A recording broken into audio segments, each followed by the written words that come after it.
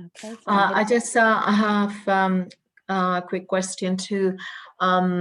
The timing that was planned to use for each intervention is, I mean, this is how I base my participation. So initially it will be like 2 minutes, no, for both subjects, the organization, the context, and the principles of donors. Is more or less like that, yeah? Yes, absolutely. 2.5 minutes or something like that. Yes. I would say like about 2 minutes for that part. And then I'll let you know how many minutes for each topic we have. I mean, I'm following the schedule that you have as well. Yeah, because I mean, there's some of the questions for me are like, I mean, maybe I don't need so much time to talk, and others, maybe I need a couple of seconds more, you see. So I suppose that, I mean, at the end of the day is how we finish, and so that we meet all the timing. Sure. Yeah, I mean, it's a rough estimate, but yeah, for sure we'll finish in an hour. Okay, use all the time. I am going to hit broadcast, which will allow people to come in. So be aware that I'm going to put you all in gallery view so they see you all. And then Adelia, I'll let you know when to kick off. Se lo pongo aquí detrás.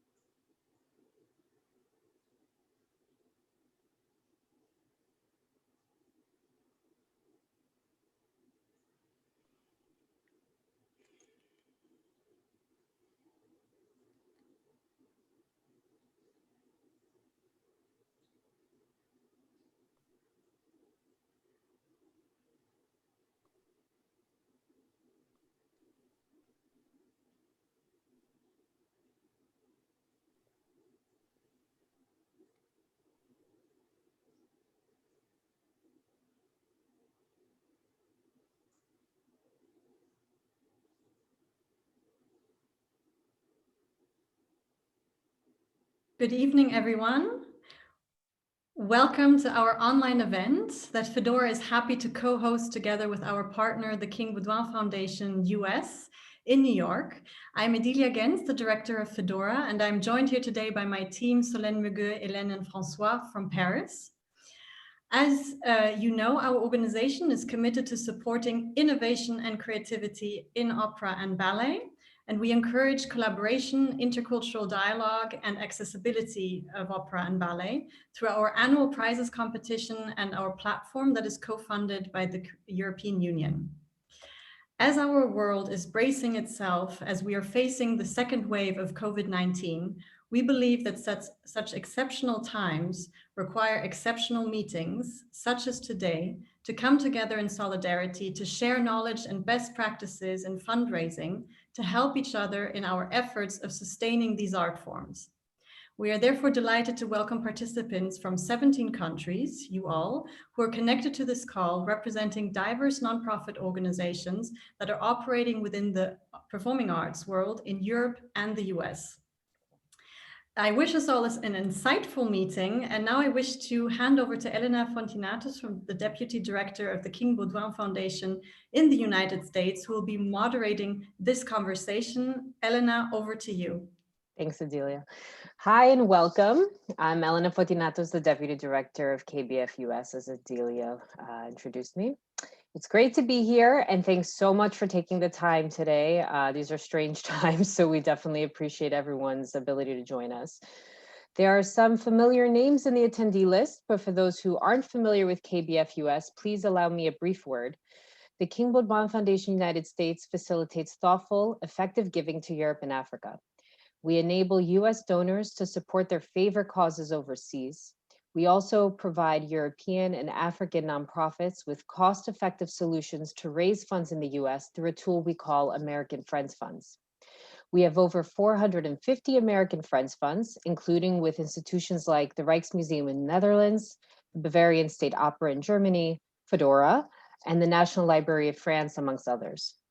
These funds save nonprofits the trouble and expense of setting up their own 501c3 public charity. KBF US handles all back office administration, including tax receipts and donor support. In addition to these services, every usual spring, we conduct a study visit where we welcome 40 professional fundraisers from the cultural and educational sectors in Europe to join us in New York to learn about the American model of fundraising. This program features high-level speakers that touch on the big picture of fundraising, but also the practical day-to-day matters that leave our European colleagues with new ideas and a fresh perspective. Unfortunately, the circumstances have changed our programming this year, as you can imagine, but we sincerely hope we can welcome our European friends to this event sometime soon.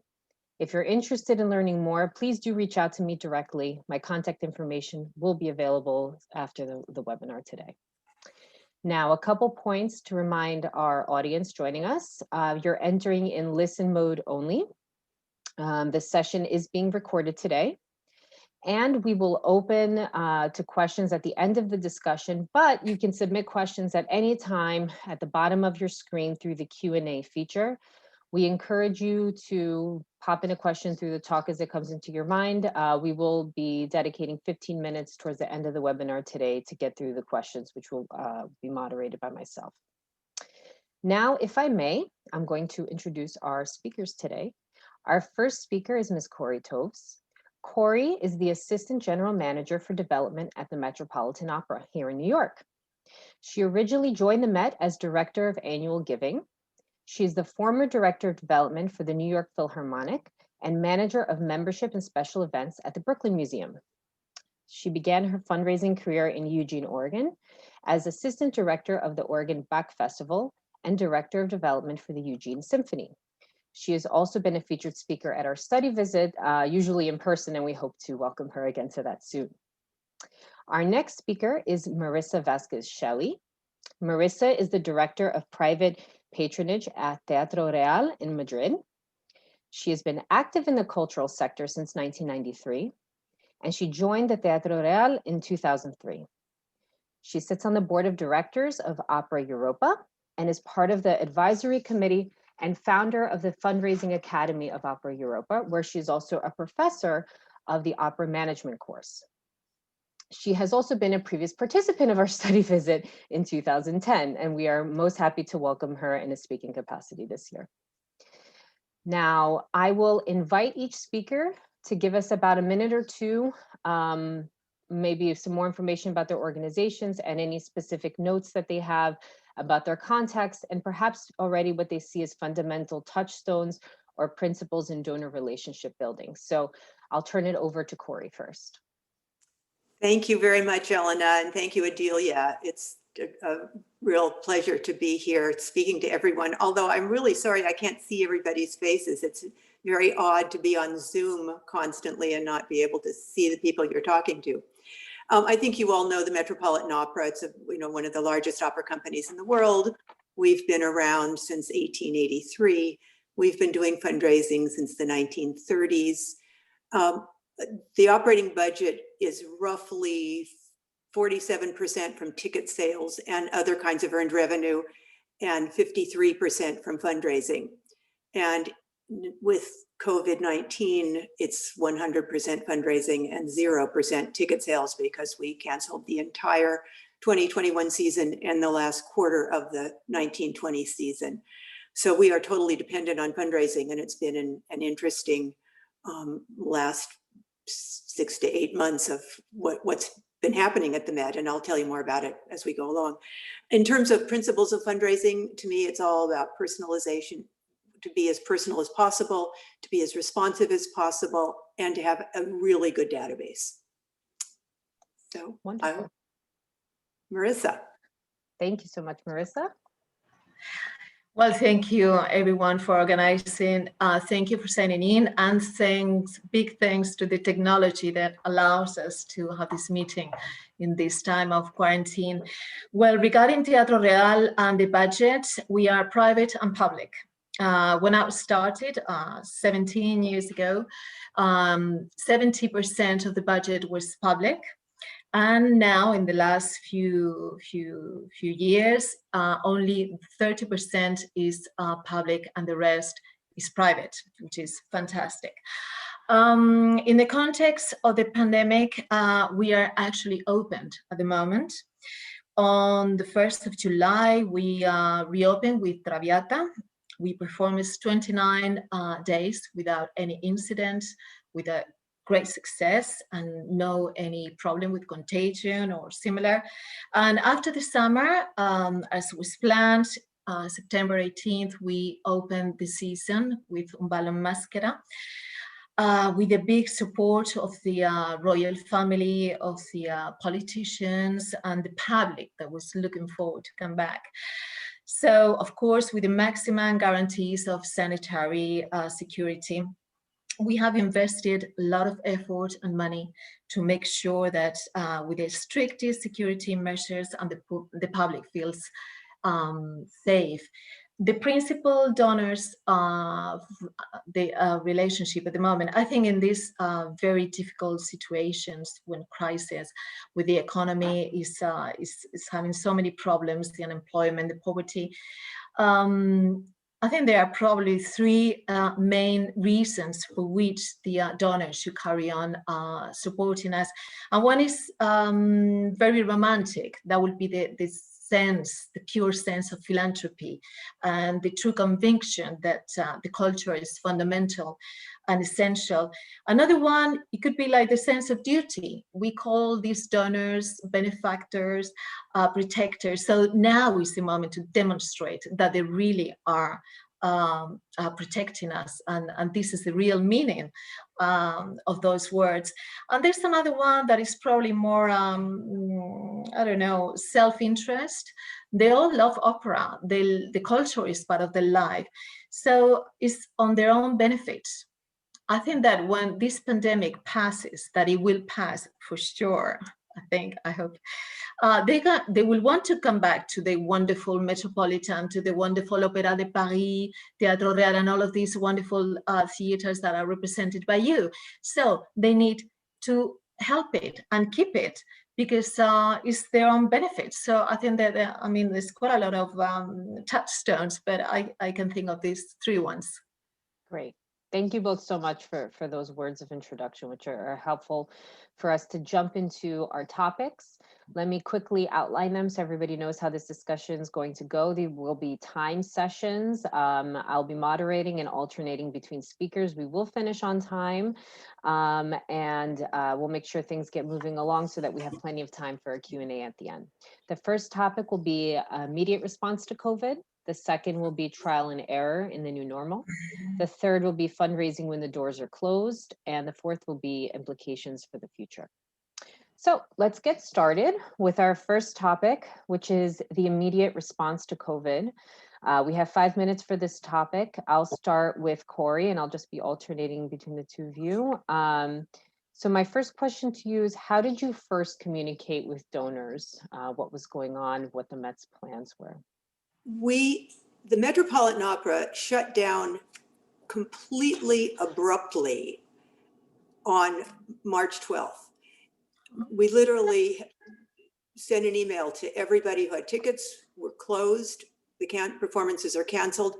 We only canceled 2 weeks of performances at the time, although we suspected that we were going to be canceling further performances. 4 days later, we started streaming live opera. I think most of you know about the Met's live HD transmissions into movie theaters, and we have a whole catalog now of over 100 performances because we've been doing this since 2006. So our first stream was 4 days later, was Carmen, and every night since then we have streamed a live opera. 4 days after that, we canceled the remainder of the season. We sent e-blasts to not only all of our ticket buyers, but all of our donors and asked them for a contribution. And 4 days after that, we started rolling out an emergency campaign that we called The Voice Must Be Heard. And that campaign continues to this day. So we jumped in immediately and asked for contributions. And I have always wanted in my fundraising career to be able to use the word emergency. And emergency is a very, very loaded, wild word. And I never felt comfortable using it before. This was carte blanche. We used emergency at every chance we got because it truly was a global emergency and we had a global audience to communicate to. So that's what we did. Wonderful. And Marissa, how did you first communicate with donors? Well, I think that was so crazy. Like you, we stopped the 13th of March. We all went home. We just couldn't believe. I mean, it was like the government declares state of alarm. What is this? I mean, I've heard that in the movies during the war, but it happened. It was happening. So the first, probably the first 10 days, it was very, very, very shocking, especially in my area, because 3 of the main donors, one of them was the president, died. So that was obviously not a movie. I mean, it was like getting close, the situation. I mean, suddenly we are facing that part of our supporters actually died like that. So I was very, very, like I said, completely like an emergency. I agree with you, like we need to do things that we never done before. So we kept a very, I think, efficient communication. One was quite intimate in the sense that because of these deaths, it got us closer. We created like a WhatsApp group. So we were like, how are you? I mean, are you healthy? Are you okay? Are you ill? Because these are the first, immediate things. But then we also did quite a useful communication in terms of like cancellation, a policy for prices, the things that were happening and what was the plan of Teatro Real. I think that I must say that we did work quite fast and I believe that efficiently. But the main important thing for us was that the theater didn't disappear. I mean, we were there. It was closed, it was dark and shut, but we were there and we actually felt very close, maybe because of what I was telling you about this sad situation, but we felt our donors very, very close to us, and the same from Teatro Real to our supporters. Wonderful. Thank you so much for your candid responses. So we'll move on to the second topic, which is trial and error in the new normal. Of course, we always want to hope that everything we do is the best thing and the right thing. But of course, there's challenges which we can all learn from. So I'll give you each about a minute and a half. I have 2 questions. So the first one will be, what went well and where did you struggle? Corey? What went well? Well, the shining star of what went well was our at-home gala, which we put together, Peter Gell, my boss, put together really very quickly. It happened on Saturday, the 25th of April. We had 738,000 viewers. We had donate buttons everywhere on the screen, and it raised about $2.8 million. And everything was live. I don't know if any of you watched it, but we had Peter Mattei singing from his island house, being accompanied by his neighbor who played the, what do you call that instrument? Anyway, they went from one singer to the next, and it was amazingly successful. Before that, Peter had been very loath to do fundraising in any very strong way electronically. He didn't want to go what he referred to as the PBS model, which is sort of a fundraising marathon on television in the United States.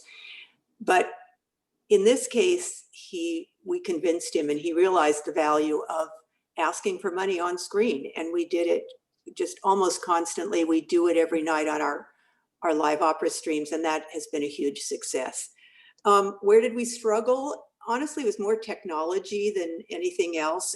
It was learning to use Zoom, learning to communicate with our staff, gift tracking. We didn't really know how to track gifts because we couldn't tell the difference between what their normal gift would have been versus what their emergency gift was, and to figure out how to do an ask so you would get both. You would get, you know, Mrs. Jones, who normally gave you $1,000 in April. We then settled on, Mrs. Jones, would you give me $1,000, your regular gift in April, and would you throw in another $1,000 for our emergency effort? And amazingly enough, everybody did it. And this worked not only at the very lowest levels of, you know, $50, $100, it worked at $50,000 or $100,000. We got amazing gifts because we asked. The other thing that didn't work very well, we were not very good at thank you letters. And we learned that. I have a wonderful colleague, Naomi Grable, who's on the screen today too. And Naomi was having phone conversations with a lot of international donors who we really didn't know about until we did this at-home gala. And one of them actually compared thank you responses from us and from a couple of other opera companies. And we were last. We weren't fast enough and we weren't warm enough. So we had to change our whole thank you letter mechanism. Wow. That's very insightful. Thank you so much for being candid. Marissa, what went well and where did you struggle? It went well, like I said before, the constant communication and this sensation and the feeling that we didn't disappear, like I said before. Also, all of the content, online content, we have invest very much in a digital platform. So this was the perfect occasion to use it. And allowed us to put together all this fantastic content that we already had for free, like, I mean, all of the main theaters did. We also did a fundraising campaign, like a very quick campaign, like donate, and people donate, which is not so much in the mentality of Spain, but we always follow the good practice of our friends in the Metropolitan. But I suppose that the main success was that we actually came back. The 1st of July, we raised the curtain again. But to do that everybody was very happy, obviously, and we also, like I said, got all the support from the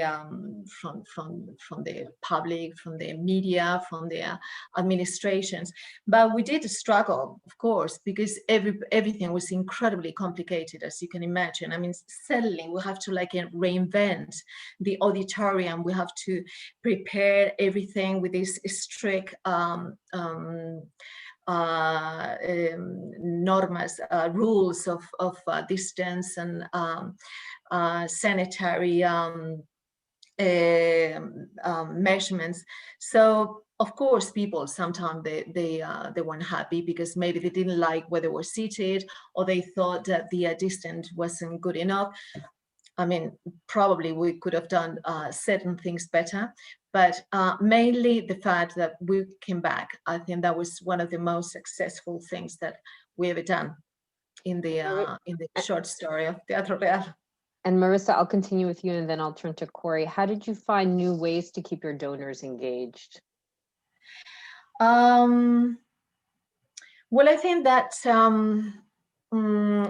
the most, like I said, the return was probably the best thing. So that they knew, they felt that teatro was still on. But the importance of the safe place was fundamental. So, I mean, our public has an age, probably media of 50, 60 years old, which are like, I could say, like dangerous sector of the in this pandemic. So they had to feel that they were in a safe place, and so they could enjoy the opera, they could come back to their passion, and still, like I said, feel secure. And Corey, how did the Met find new ways to engage donors, being that you've stopped performances and closed?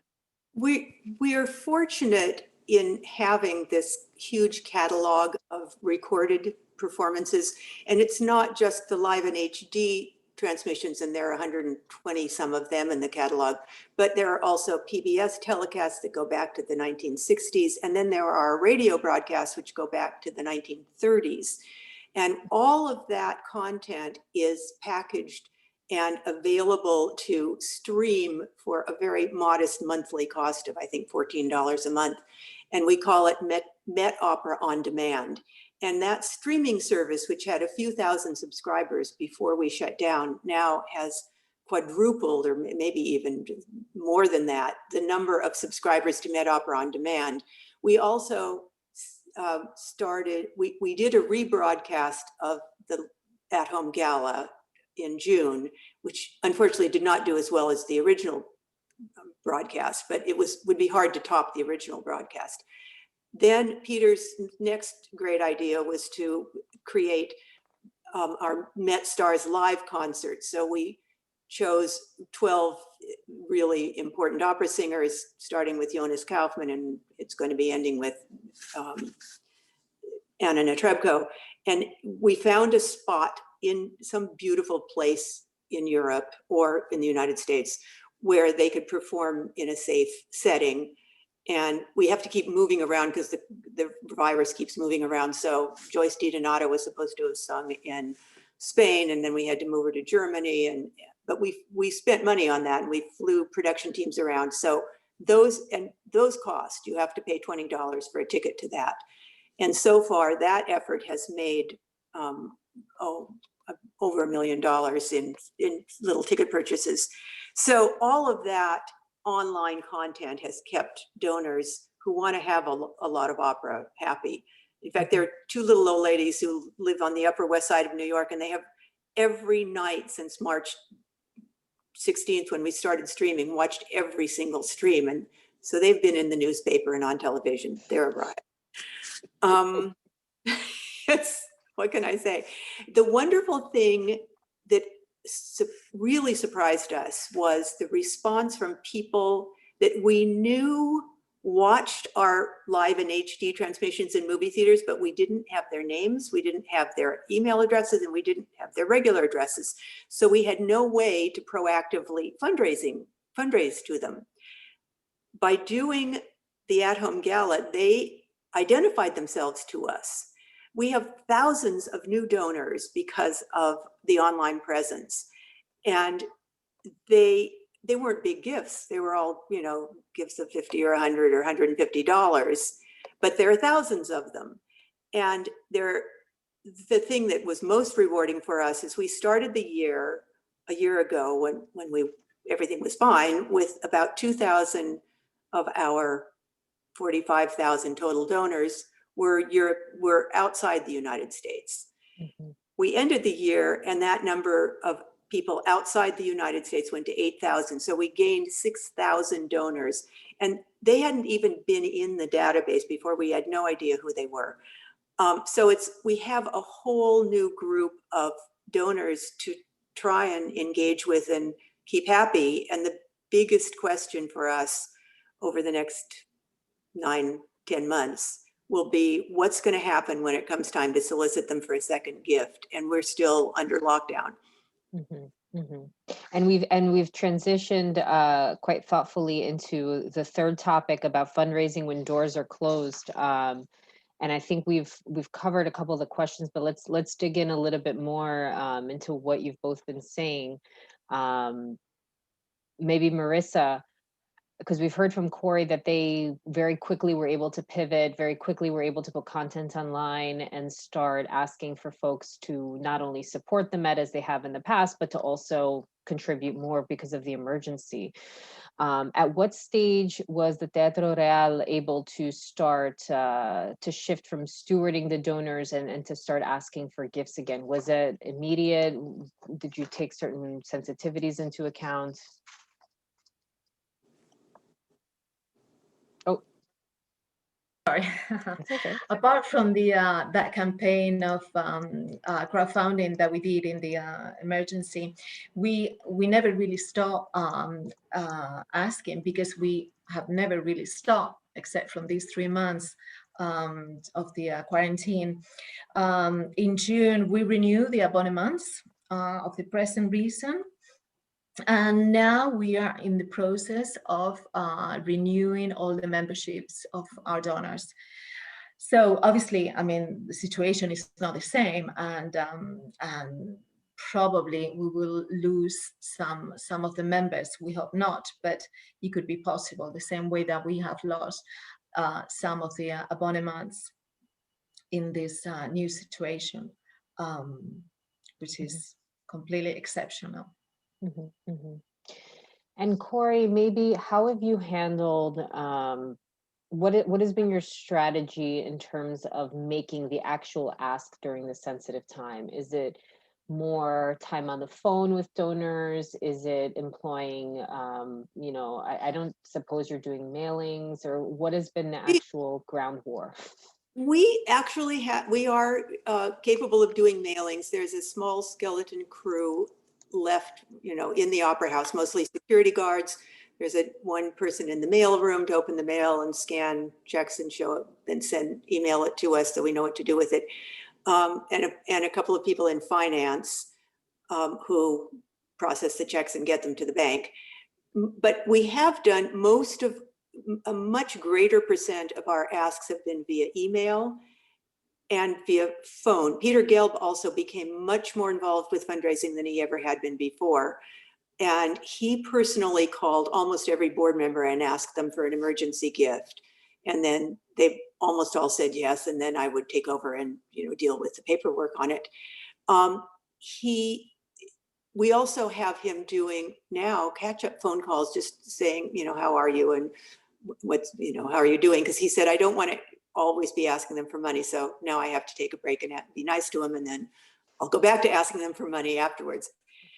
So the email, I think the email communications and the fact that we have cell phone numbers now for absolutely everyone, where we didn't have cell phone numbers before, makes it, I think we are probably going to transition a little bit away from paper and more to electronic communication. There will still always be a good percentage of our donors who prefer paper. And so we still run, you know, our monthly solicitations.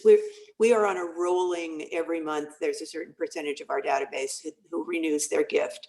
And then we ask for the main membership gift, which gives them a certain number of benefits and privileges. And then 6 months later, we ask them for a second gift. We call that the extra added gift campaign.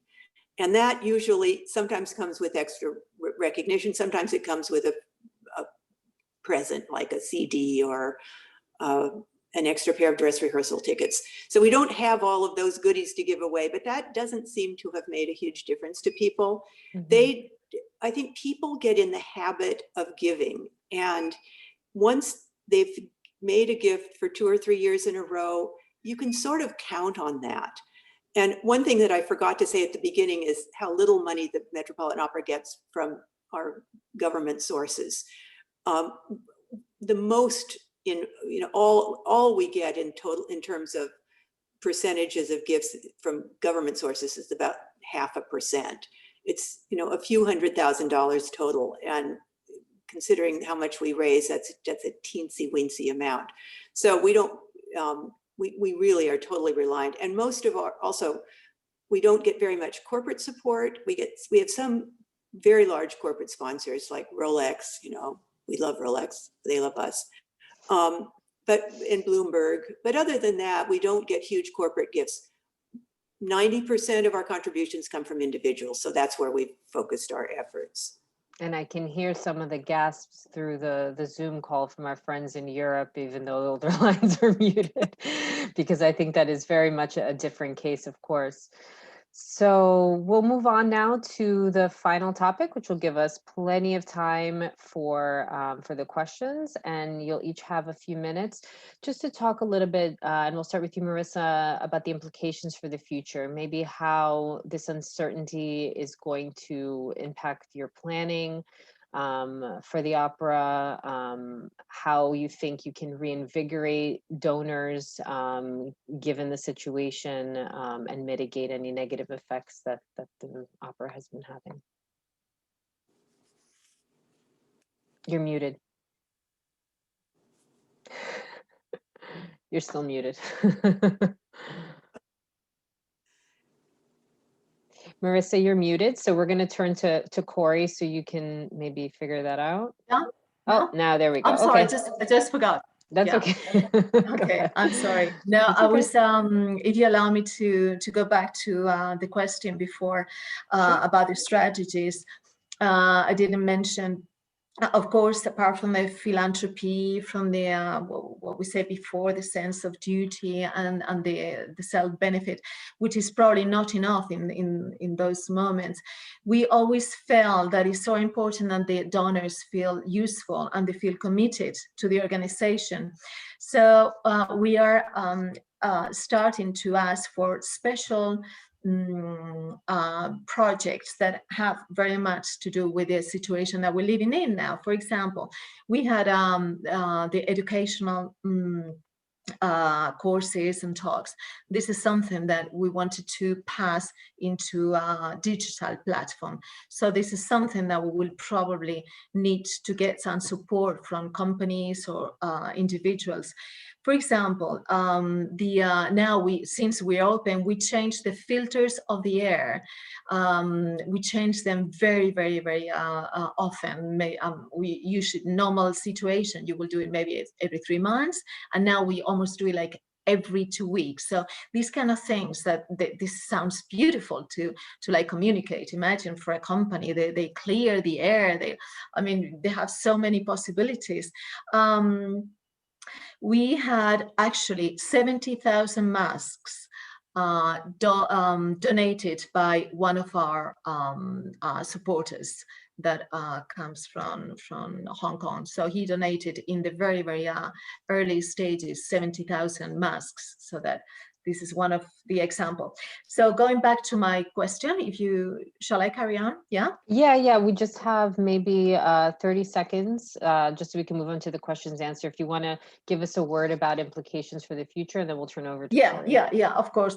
Yeah, the uncertainty is absolutely human, and the anxiety and frustration.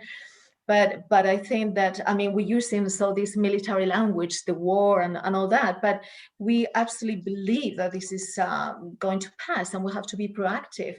And this is the perfect opportunity to adjust the best practice, to improve them, and the bad ones to avoid them. So I think that in so many ways we can change things, and it's the perfect moment to do it, now or never. Right. Thank you. And Corey, maybe just 30 seconds or a minute about implications for the future. I think that our ability to keep the thousands of new donors that we have acquired who gave us money because they didn't want to see the Metropolitan Opera die, and that they love it and they love what we do, even though they don't all get to New York to see us live, they are appreciative of our electronic efforts. And I agree with Marissa, it is a very emotional feeling. They are doing this out of the really goodness of their heart. And I've always maintained that philanthropy does make people feel good. It's good for your health. We should change the names of our departments to departments of philanthropy, because philanthropy is very important. We also have had great success in getting people, amazingly enough, to donate back the tickets, the money that they'd spent on tickets for performances that have been canceled. And my department, assigned out any patron, anyone giving at about the $2,000 and up level who had money on account, and we called and emailed them and said, would you give it back to us? And they did. It's amazing. That is amazing. Regular gift. Okay, so that was fine for the last 3 months of March to May, when we had to cancel suddenly the end of the season. Then we ended up canceling this entire season. We'd already sold them tickets. This is amazing to me. We sold them tickets as we are shut down. Then we asked for the money back once we shut it down, and they're giving it back to us. They aren't giving as much of it back to us as they did in March. Mm-hmm. But there's still people who have thousands of dollars of tickets they purchased for the 2021 season. They're giving it back to us. knowing that they're going to have to turn right around and buy tickets for the 21-22 season, but they don't seem to care. They kind of get that they're going to spend a certain amount of money with the Metropolitan Opera, part of which will be in buying tickets and part of which will be in making a contribution.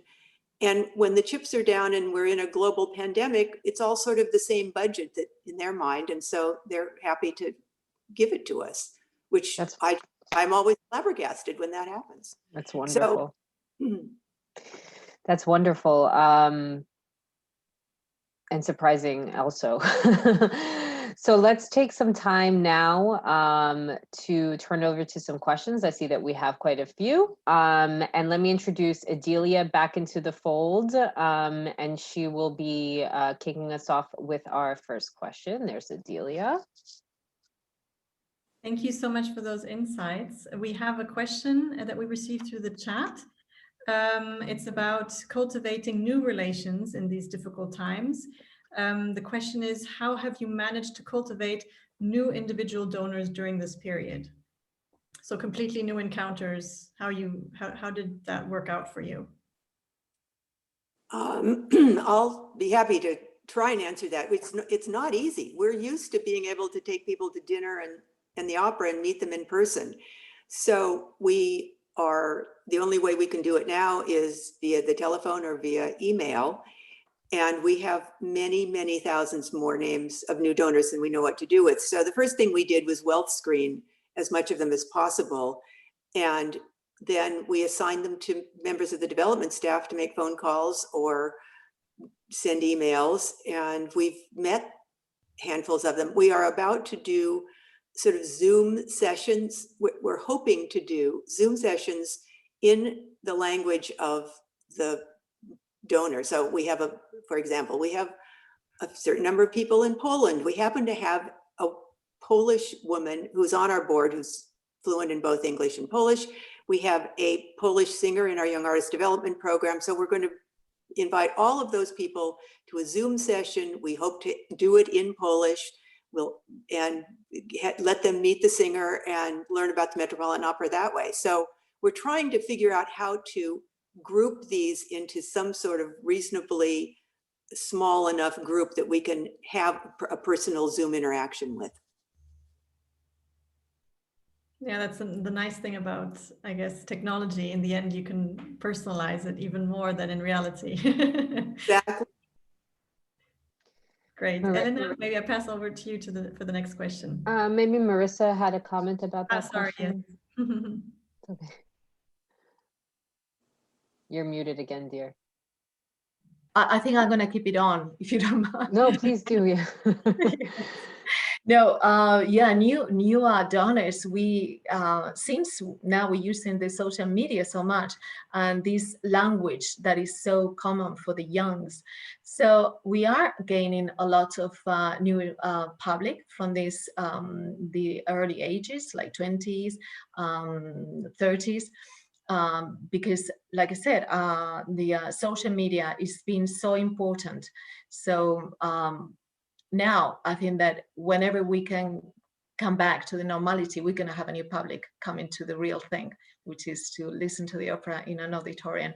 But we have gained a lot of work, a lot of way with all this time of these new technology ways of communicating. Next question, which is very interesting. So thanks for whoever posed it. Are you concerned about donor fatigue when it comes to the topic of COVID? Of course, donors are giving everywhere in this time. Everyone's in need. How do you balance a positive future narrative with the indefinite time frame of the current emergency? Corey. That's a very perceptive question, and it is a big challenge. I think we just hope that the people who love the Met will continue to make that their main priority. And it is true, some of our major donors have either reduced their gifts or not given it all. And when they say, oh, but we have to feed the homeless or take care of the healthcare sector, there isn't anything I can say. I'm not going to argue with them about that. That's a tough thing. We're not saving lives. We're not, educating their children. We're providing them with an art form that they love and that is important philosophically and artistically, but it isn't, I can't link it to a basic human need the way, other kinds of organizations can. So we're a little bit at their mercy of, really wanting our institution to survive. And I think we've made a good case that we are in peril, and that if they don't help us along, they won't have us. So I guess that's the answer to the question, but it's difficult. As far as donor fatigue is concerned, we haven't heard so much about donor fatigue. Sometimes we hear from our board of directors something along the lines of, why do you always ask us? And why don't you find some other major donors? And, believe me, if we could clone all of them and have lots more like them, we would, but, we haven't figured that out yet. One thing we did discover as we started well screening all of these new donors is there are very potential major donors in that group. And of course, those are the ones we're going to pay attention to first. But it's a little bit chance too. It's who identifies themselves to us, who sends us a sweet email after we send them a sweet email, then we'll keep going with that. It's sort of a incremental building of relationships, and it does take time. And Marissa, are you worried about donor fatigue? How do you balance being positive in this emergency? Well, of course, we're very worried because the situation is worrying. But so far, we've seen how they've been so close to the institution, how they have supported. They appreciated also the transparency, all the communication, how we have to count with them. So what we feel is a great gratitude at the moment. It's so important to show the maximum recognition to the donors in this difficult time that, like Cory said, they could go to hospitals, they could go to poor children, but we can't decide either hospitals or culture. Culture is different, and culture is essential, and culture is fundamental. So, because I think they believe that, they are supporting the organization. So big thank to all of the donors, and great recognition, great ads on the programs, on the screens, to tell the media so that they realize that the people defend the culture and the music and the opera. So these moments, you have to appeal to the real sense of the philanthropy, I think. Thank you so much. Adelia, I think you have the next question. Yes, a question to both of you, based also building on what was asked previously. What sort of membership benefits are you now able to offer, and how have these benefits changed in the pandemic? We just came off from, philanthropy appealing to generosity, but there could have also been some innovative things that you're maybe now offering that you never offered before. Is that the case? We are doing many more online educational programs, Meet the Artist program, Meet the Young Artist program, Meet Peter Geld program. Anybody who can be met at the Met, we put on screen in a sort of Q&A. We have, Marissa, I'm glad you mentioned education, because I was remiss in talking about our education programs. We did a summer camp, and it went on for 2 or 3 weeks, and we had two groups of kids, one ages 6 to 12 or 13, and then one for teenagers. And they had different operas that they focused on, and we had different singers, and they did everything from have the kids write music, have the kids perform music, make costumes, bake cookies, and it was absolutely astonishing. We had hundreds of kids from all over the world, and at the very end, they all, sang and danced and communicated. It was very heartwarming. So we made a sort of 1-minute series of clips of all of these kids singing from different countries, And I'll be happy to share it with anyone. It's really lovely. But that also was something that we did a lot of, and we have been promoting that. But in terms of benefits and privileges, since we can't give them the things they like best, which is free dress rehearsal passes and the best seat locations in the house, I think they just have to trust us that when we come back, they'll get those. And we have a lot of donors who don't come to the Opera House at all, or very, once a year. And so they aren't used to getting much of anything else. They're getting more now than they ever have, just because we've been online so much more. And we probably will continue to offer more online things to all of these people who essentially don't visit us or only see us in the movie theaters. How about it for you, Marisa? Well, I think that, Coralie, you said everything. I completely agree with you in the sense that the online context has been so important, so much more developed than before, that I think this is a fantastic benefit and gift. I would like to add also, I was just thinking now that these donors, the ones that we deal with, they're normally like 60 onwards. They have discovered the technology. They have discovered the online things, which is fantastic. And the youngs, that is the media, they have discovered the opera. So since I'm a positive person and optimistic, I think that everything has to be for a reason. So I'm sure that after this, we're going to come back much stronger and reinforced, and like you say, we will prevail for sure. Thank you. I'm moving on to another question from Jean-Yves at the Paris Opera. And we'll turn it to Corey first. Are you supported by the artists themselves in your fundraising campaigns? And are you asking for specific amounts? Are you having the donors, are you adjusting your giving levels based on certain criteria? We have not adjusted any of our giving levels because that's sort of the skeleton of our fundraising operation, and it seems to work just fine, and it's an easy way to ask for money and ask for more money in terms of an emergency fund. In terms of how our artists, we are in a sort of delicate situation because we have furloughed our orchestra and chorus, so we really feel we can't ask them to do anything. And as far as the major singers are concerned, major singers did donate their service for the at-home gala, and very graciously they did so.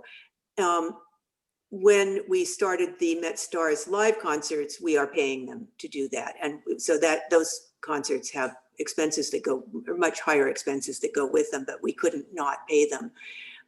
So yes, we are going to be doing a gala coming up on November 12th in honor of Robert Toll, who is one of our board members, and the Toll brothers have been sponsoring our radio broadcasts since 2004, when we lost Texaco, and Texaco had sponsored the broadcast since 1935 or something. So we're honoring Bob, and we have, I think, 6 or 8 singers lined up, and they are also going to be paid an honorarium.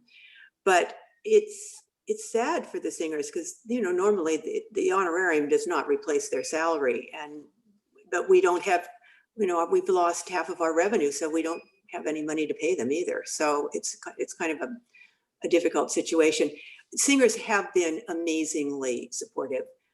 I got a phone call from one of my board members whose father-in-law was dying of cancer, and who just loved the opera and always went to the HD transmissions, and he had a big birthday coming up, and could we have a singer sing happy birthday to him? Oh. So I said, yeah, I think we can probably do that. Does he have a favorite singer in mind? Yes, Anna Netrebko. And I said, I don't think that we can get Anna to do that. Does he have another singer in mind?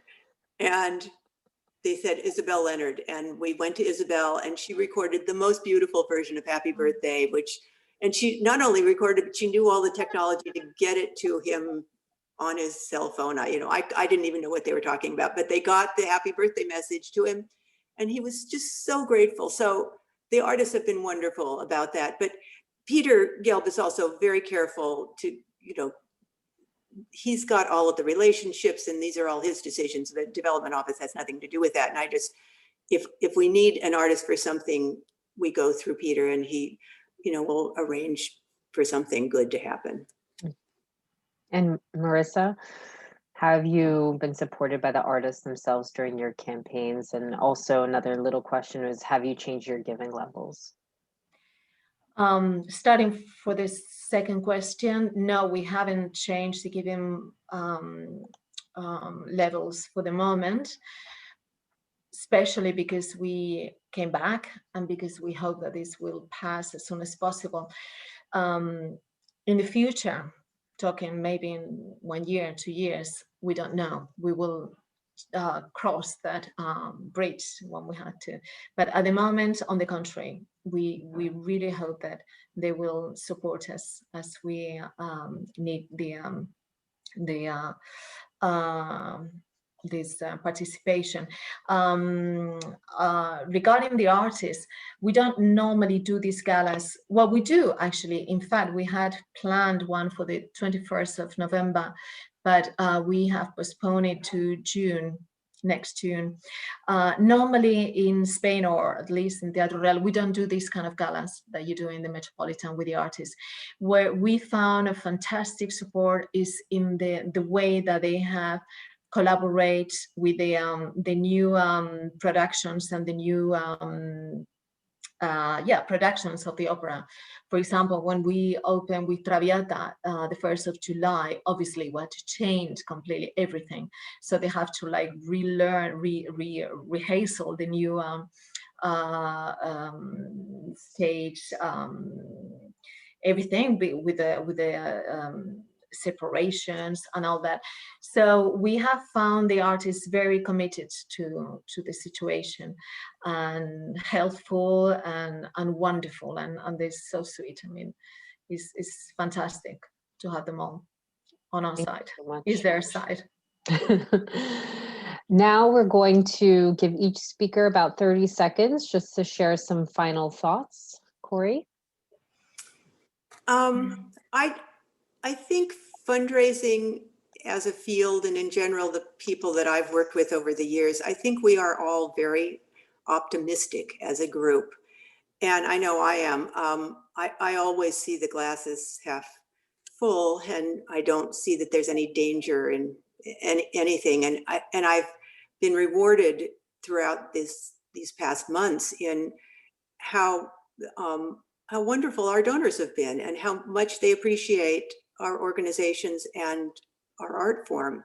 And I do think that we will all come back, and I think we will gain new friends from this, and we'll gain new ways of doing things. And it will, it's a terrible thing to have a global pandemic be the cause of your organization taking a giant leap forward. But I think that's probably what's going to be the end result of this.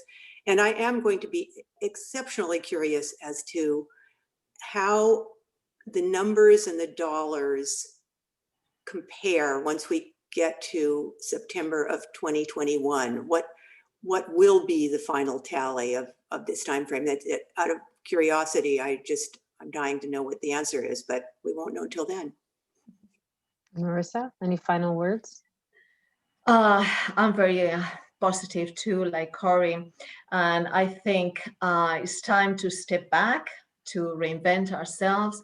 We are not starting from scratch, but we have to consolidate, improve, adapt to the new world. We learn that we can be united. We've seen it during this time, and I'm sure that we're going to find new ways and new meanings for the word, like communication, trust, gratitude, partnership, transparency, reinvention. And I mean, we do opera. We are creative. We'll find the way. And the opera has been for 400 years. So I'm sure that it's going to last many, many more. And we will see few of them. Well, on behalf of everybody on this screen and not on the screen, a big thank you to our speakers. Thank you so much for joining us. We really appreciate you sharing your thoughts and experiences. A big thank you to Fedora for being an excellent partner on this event and in general. And a big thank you to all the participants for joining us in this difficult time. I hope that you found today's talk insightful. If you would like to learn more about KBF US, our services, study visit, or would like to be in touch with a speaker, please do reach out to me. The information is in your chat. And with that, I'll give it over to Adelia.